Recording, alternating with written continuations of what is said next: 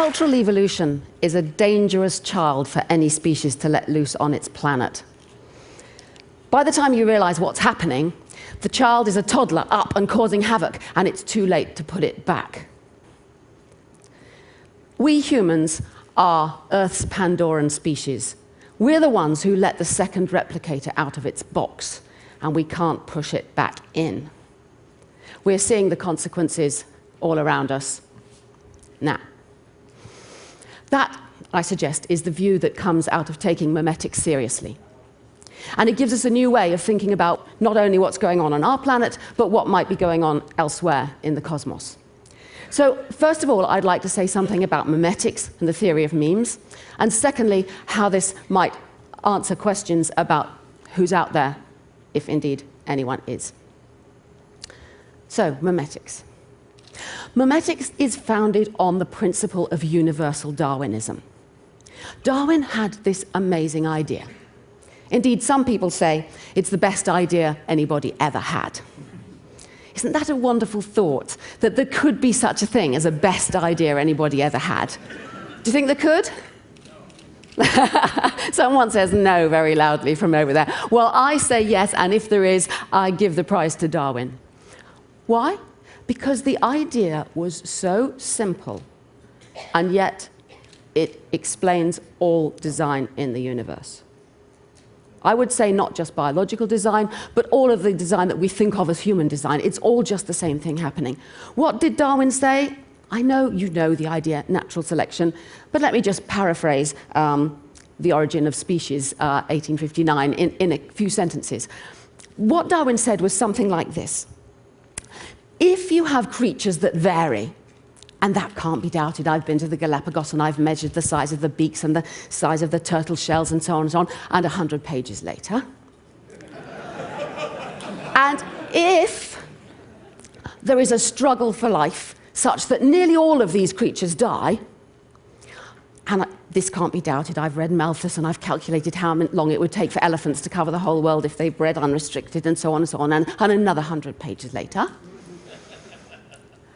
And if the very few that survive pass on to their offspring whatever it was that helped them survive, then those offspring must be better adapted to the circumstances in which all this happened than their parents were. You see the idea? If, then. He had no concept of the idea of an algorithm, but that's what he described in that book. And this is what we now know as the evolutionary algorithm. The principle is you just need those three things: variation, selection, and heredity. And, as Dan Dennett puts it, if you have those, then you must get evolution, or design out of chaos without the aid of mind. There's one word I love on that slide. What do you think my favorite word is? Chaos? No. What? Mind? No. Without. No, not without. You try them all in order. Must. Must. This is what makes it so amazing. You don't need a designer or a plan or foresight or anything else. If there's something that is copied with variation and it's selected, then you must get design appearing out of nowhere. You can't stop it. Must is my favorite word there. Now, what's this to do with memes? Well, the principle here applies to anything that is copied with variation and selection. We're so used to thinking in terms of biology, we think about genes this way.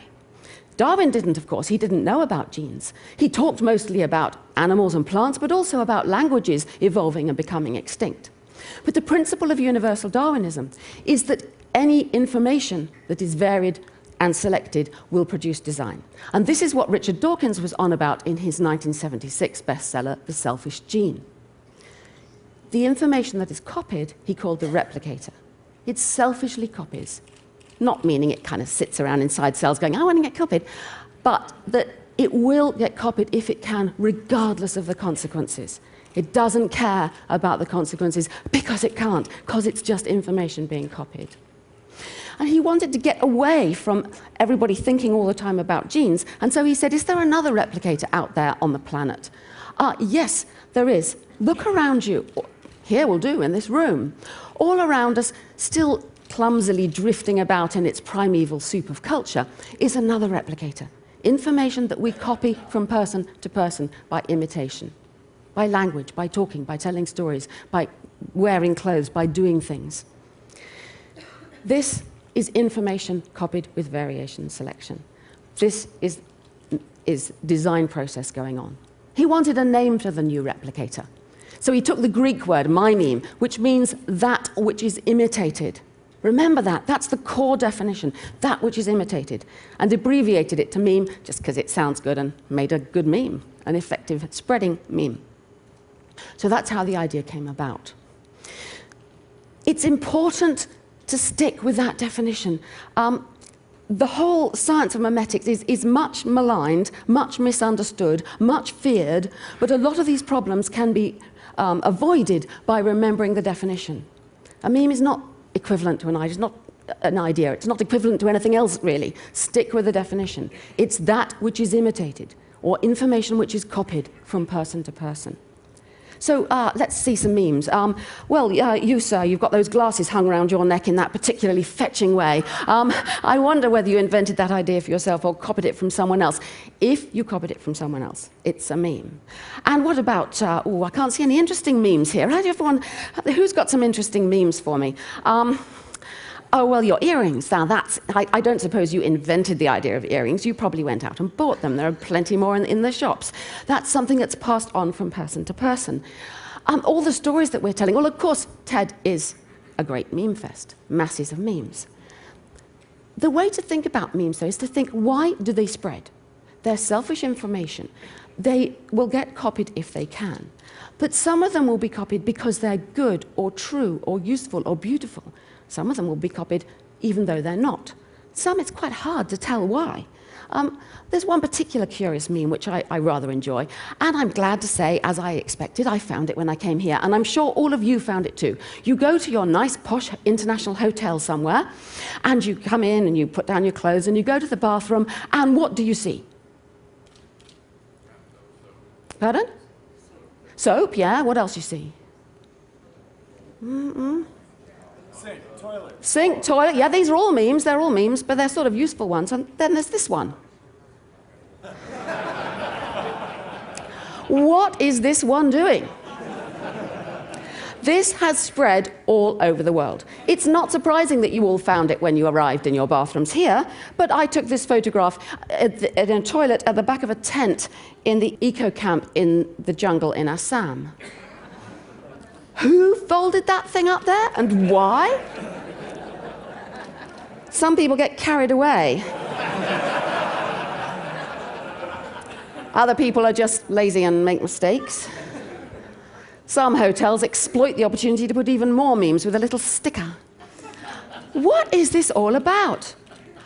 I suppose it's there to tell you that somebody's cleaned the place and it's all lovely and, actually all it tells you is that another person has potentially spread germs from place to place. So think of it this way. Imagine a world full of brains and far more memes than can possibly find homes. The memes are all trying to get copied. Trying, in inverted commas, i.e. the shorthand is, that's the shorthand for, if they can get copied, they will. They're using you and me as their propagating, copying machinery. And we are the meme machines. Now, why is this important? Why is this useful, or what does it tell us? It gives us a completely new view of human origins and what it means to be human. All conventional theories of cultural evolution, of the origin of humans and what makes us so different from other species, all other theories explaining the big brain and language and tool use and all these things that make us unique, are based upon genes. Language must have been useful for the genes. Tool use must have enhanced our survival, mating, and so on. It always comes back, as Richard Dawkins complained all that long time ago, it always comes back to genes. The point of memetics is to say, oh no, it doesn't. There are two replicators now on this planet. From the moment that our ancestors, perhaps 2.5 million years ago or so, began imitating, there was a new copying process. Copying with variation and selection. A new replicator was let loose. And it could never be, right from the start, it could never be that human beings who let loose this this new creature could just copy the useful, beautiful, true things and not copy the other things. While their brains were having an advantage from being able to copy lighting fires, keeping fires going, new techniques of hunting, these kinds of things, inevitably they were also copying putting feathers in their hair, or wearing strange clothes, or painting their faces, or whatever. So you get an arms race between the genes which are trying to get the humans to have small economical brains and not waste their time copying all this stuff, and the memes themselves, like the sounds that people made and copied. In other words, what turned out to be language, competing to get the brains to get bigger and bigger. So the big brain on this theory is driven by the memes. This is why in the meme machine, I called it mimetic drive. As the memes evolve, as they inevitably must, they drive a bigger brain that is better at copying the memes that are doing the driving. This is why we've ended up with such peculiar brains, that we like religion and music and art. Language is a parasite that we've adapted to, not something that was there originally for our genes on this view. And like most parasites, it can begin dangerous, but then it co-evolves and adapts, and we end up with a symbiotic relationship with this new parasite. And so from our perspective, we don't realize that's how it began. So this is a view of what humans are. All other species on this planet are gene machines only. They don't imitate at all well, hardly at all. We alone are gene machines and meme machines as well. The memes took a gene machine and turned it into a meme machine. But that's not all. We have new kind of memes now. I've been wondering for a long time, since I've been thinking about memes a lot, is there a difference between the memes that we copy, the words we speak to each other, the gestures we copy, the human things, and all these technological things around us? I have always, until now, called them all memes. But I think I do honestly think now we need a new word for technological memes. Let's call them techno-memes or teams, because the processes are getting different. We began perhaps 5,000 years ago with writing. We put the storage of memes out there on a clay tablet.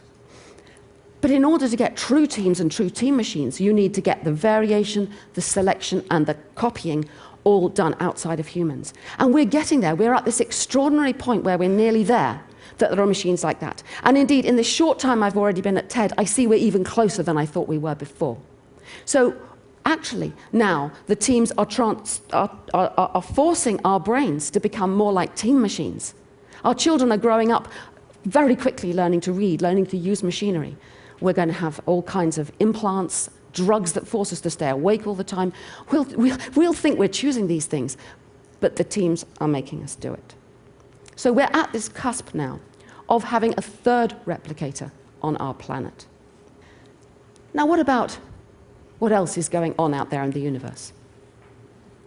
Is there anyone else out there?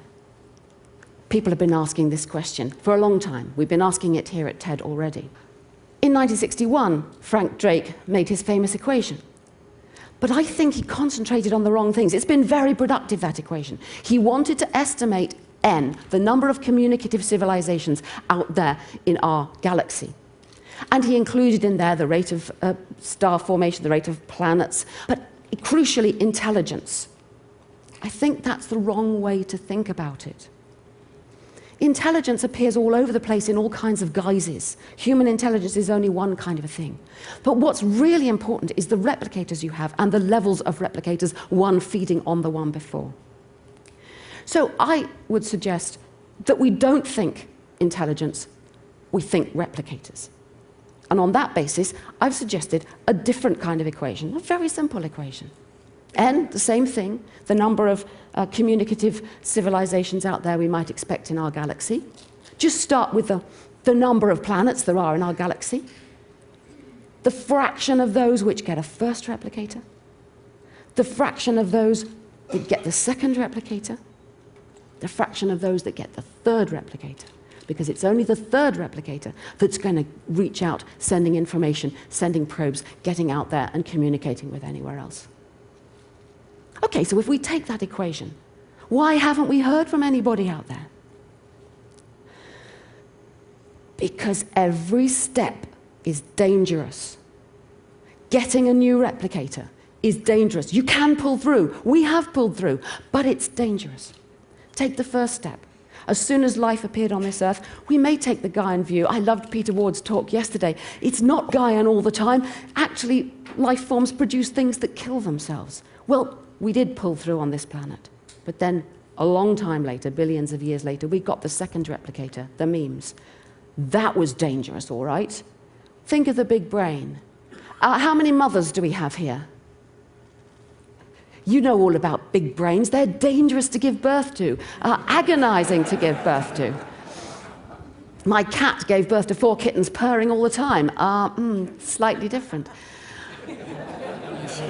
But not only is it painful, it kills lots of babies, it kills lots of mothers, and it's very expensive to produce. The genes are forced into producing all this myelinate, all the fat to myelinate the brain.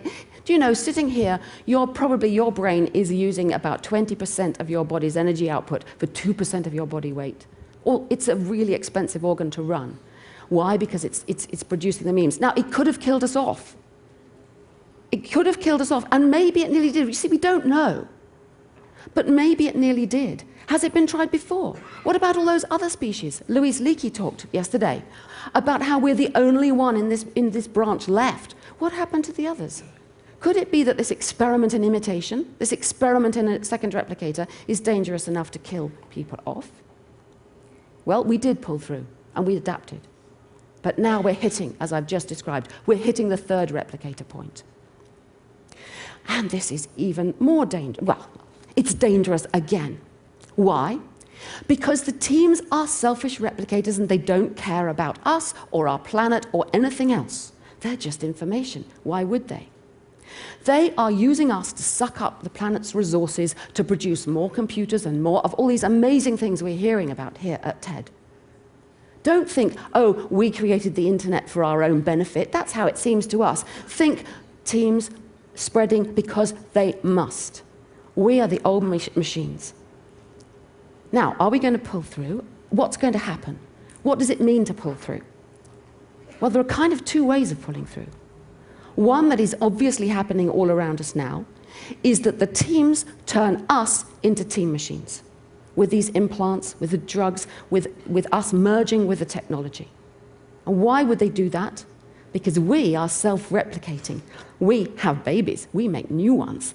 And so it's convenient to piggyback on us, because we're not yet at the stage on this planet where the other option is viable, although it's closer. I heard this morning it's closer than I thought it was, where the team machines themselves will replicate themselves.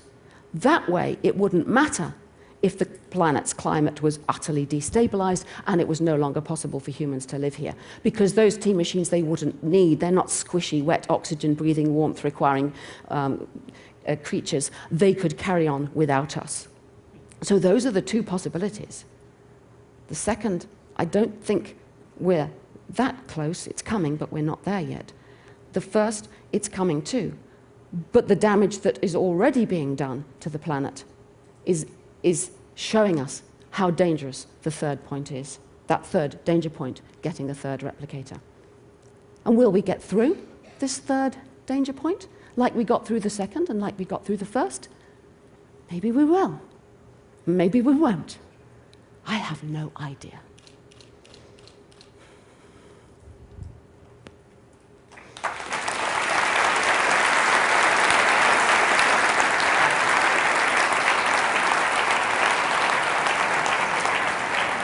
That was an incredible talk. Thank you. I scared myself.